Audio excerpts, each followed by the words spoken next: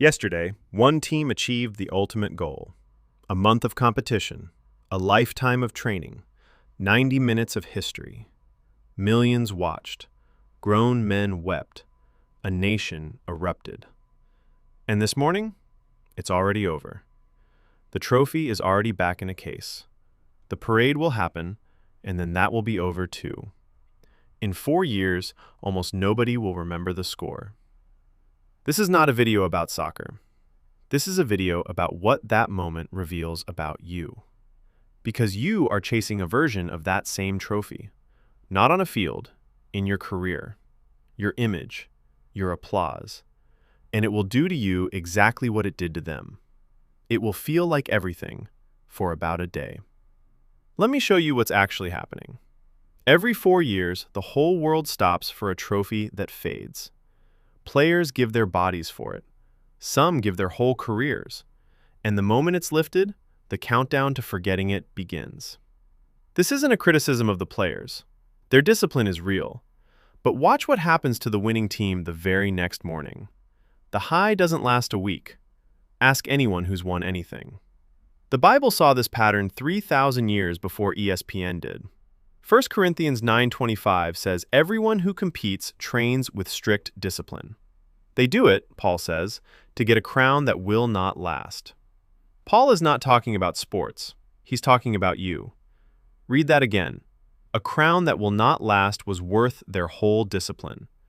What does that say about the crown that will? You have your own version of that trophy.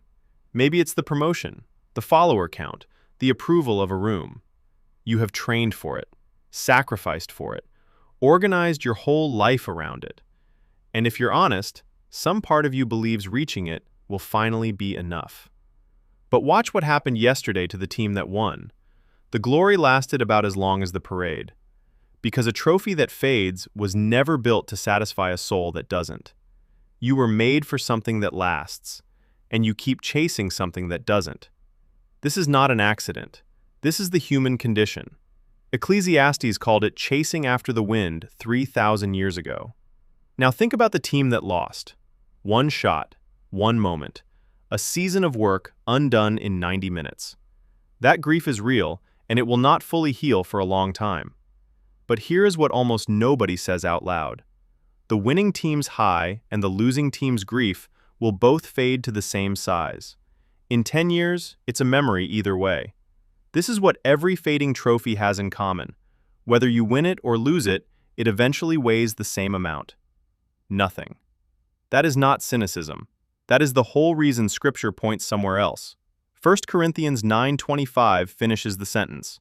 They do it for a crown that will not last, but we do it for a crown that will last forever. So here's the actual question underneath all of this.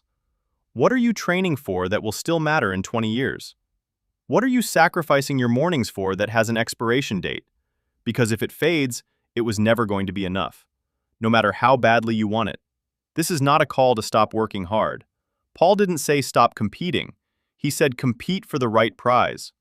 The problem was never ambition. The problem is aiming it at something temporary. 2 Corinthians 4:18 says, "What is seen is temporary, but what is unseen is eternal." The applause you're chasing is seen, and it is temporary.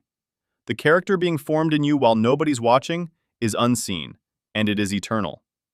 Nobody parades that, nobody streams it, but it's the only part of yesterday's final that will still exist in 100 years. So look at your life the way you looked at that final. What are you pouring your best years into? If the answer is a version of that trophy, money, image, being known, it will do exactly what it did to the team that won yesterday.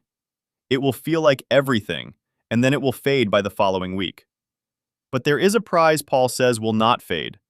Not because you performed better than everyone else, but because it was already secured for you by someone who finished the race first. Your job is not to win it. Your job is to stop settling for a smaller one. Stop training your whole life for something that ends in a parade. Start training for the crown that will not last forever, because you will. Look at what you're actually chasing today, and ask if it will still matter after the parade ends. If it won't, it's time to aim at something that lasts.